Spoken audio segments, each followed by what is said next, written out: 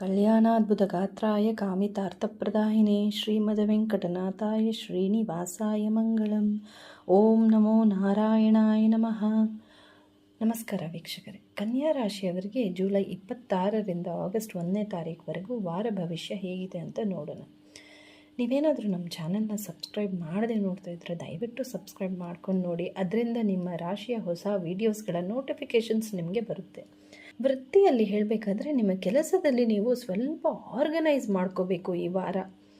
ಅಂದರೆ computers, files, office desk ಏನೇ ಇದ್ರೇನು ನೀವು ಕ್ಲೀನಾಗಿ ಇಡಬೇಕು. ನೀವು ಆಟೋ ಓಡಿಸ್ತಾ ಇದ್ರೇನೋ ಆಟೋನ ನೀವು ನೀಟಾಗಿ ಇಟ್ಕೋಬೇಕು.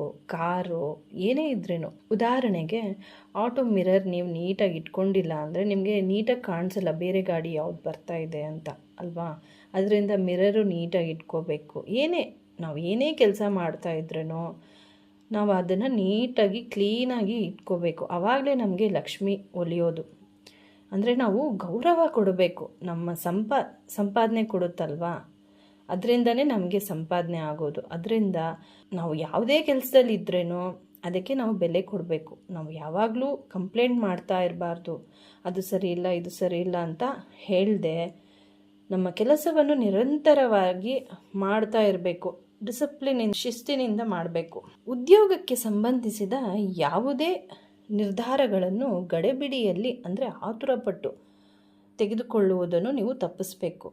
ಅಂದರೆ ಆಫೀಸ್ನಲ್ಲಿ ಯಾರೋ ಏನೋ ಹೇಳಿಬಿಡ್ತಾರೆ ಅಂತ ಸಡನ್ನಾಗಿ ಕೆಲಸ ಬಿಡ್ತೀನಿ ಅಂತ ನೀವು ಡಿಸಿಷನ್ ಮಾಡ್ಕೊಂಡು ಬಿಡೋದು, ಆ ಥರ ಎಲ್ಲ ನೀವು ಮಾಡೋಕ್ಕೆ ಹೋಗಬೇಡಿ.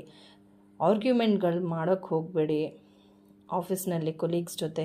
ಮತ್ತು ನಿಮ್ಮ ಮುಂದಿನ ಪ್ಲ್ಯಾನಿಂಗ್ ಬಗ್ಗೆ ಕೂಡ ಬೇರೆಯವ್ರಿಗೆ ಎಲ್ಲ ಹೇಳಕ್ಕೆ ಹೋಗಬೇಡಿ. ನೀವು ಸ್ವಲ್ಪ ಅದನ್ನು ಗೌಪ್ಯವನ್ನು ನೀವು ಕಾಪಾಡ್ಕೋಬೇಕು. ನಿಮ್ಮ ಪ್ಲ್ಯಾನಿಂಗ್ ಎಲ್ಲ ಹೇಳಕ್ಕೆ ಹೋಗಬೇಡಿ ಎಲ್ರಿಗೂ, ನಿಮ್ಮ ಕೊಲೀಗ್ಸ್ಗೆ, ನಿಮ್ಮ ಫ್ರೆಂಡ್ಸ್ಗೆ, ಎಲ್ರಿಗೂ. ಮುಂದಿನ ತಿಂಗಳ ಕೆಲಸಗಳಿಗಾಗಿ ಒಂದು ಉತ್ತಮ ಪ್ಲ್ಯಾನ್ ರೆಡಿ ಮಾಡ್ಕೊಳ್ಳಿ.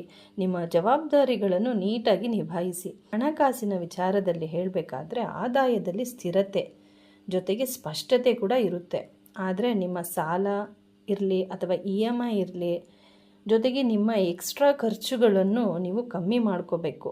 ಒಂದು ಸ್ಟ್ರಿಕ್ಟ್ ಬಜೆಟನ್ನು ನೀವು ಪ್ಲ್ಯಾನಿಂಗ್ ಮಾಡುವುದು ತುಂಬಾ ಮುಖ್ಯ. ಕುಟುಂಬದ ವಿಚಾರ ಹೇಳಬೇಕಾದ್ರೆ ನೀವು ತುಂಬ ಎಮೋಷ್ನಲ್ ಆಗಿ ನಿಮ್ಮ ಮಾತನ್ನು ವ್ಯಕ್ತಪಡಿಸ್ತೀರ. ಆದರೆ ಕೆಲವೊಂದು ಸಲ ಏನಾಗುತ್ತೆ, ನಿಮ್ಮ ಸಂಗಾತಿ ಏನು ಮಾಡ್ತಾರೆ, ಫೋನು ರಿಸೀವ್ ಮಾಡಲ್ಲ.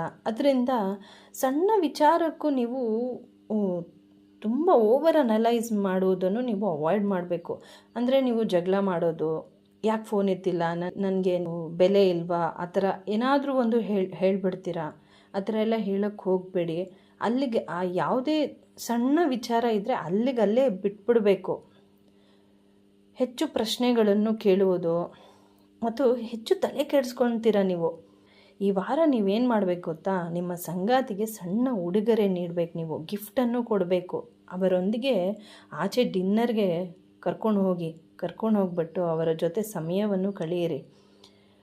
ಆರೋಗ್ಯದ ವಿಚಾರ ಹೇಳಬೇಕಾದ್ರೆ ಹೆಚ್ಚು ಕೆಲಸದ ಒತ್ತಡದಿಂದ ನಿಮಗೆ ತುಂಬ ಆಯಾಸ ಆಗ್ಬೋದು. ಆದಷ್ಟು ನೀವು ವಿಶ್ರಾಂತಿಗೆ ಆದ್ಯತೆಯನ್ನು ನೀವು ನೀಡಬೇಕು. ಸ್ವಲ್ಪ ಮೆಡಿಟೇಷನ್, ಧ್ಯಾನ ಮಾಡ್ಕೊಳ್ಳಿ. ಅದರಿಂದ ನಿಮ್ಮ ಮೈಂಡ್ ಸ್ವಲ್ಪ ಕಾಮ್ ಆಗುತ್ತೆ. ಪರಿಹಾರ ಬಂದು ಪ್ರತಿದಿನ ವಿಷ್ಣು ಸಹಸ್ರನಾಮ ಸ್ತೋತ್ರವನ್ನು ಪಠನೆ ಮಾಡಿ ಅಥವಾ ಕೇಳಿಸ್ಕೊಳ್ಳಿ. ಅದರಿಂದ ನಿಮ್ಮ ಮನಸ್ಸಿಗೆ ಸ್ವಲ್ಪ ನೆಮ್ಮದಿ ಸಿಗುತ್ತೆ.